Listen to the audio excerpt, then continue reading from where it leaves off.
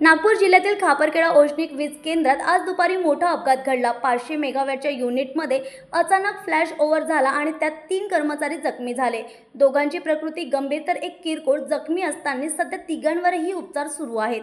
घटनेनंतर परिसरात तातडीने सुरक्षा वाढविण्यात आली असून चौकशीची मागणी सुरू आहे। खापरखेडा वीज केंद्रातील हा फ्लॅश ओव्हर अपघात दुपारी घडला असताना प्रचंड आवाज आणि धुरामुळे कर्मचाऱ्यांमध्ये भीतीचे वातावरण निर्माण झाले। जखमी झालेल्या कर्मचाऱ्यांना तातडीने रुग्णालयात हलविण्यात आलं असून दोघांची प्रकृती चिंताजनक असल्याची माहिती आहे। वीज केंद्र परिसरात सध्या पोलीस बंदोबस्त वाढविण्यात आला आहे। चौकशी समिती स्थापनेची मागणी करण्यात येत असून स्थानिकांनी सुरक्षा यंत्रणांवर प्रश्नचिन्ह उपस्थित केले आहे।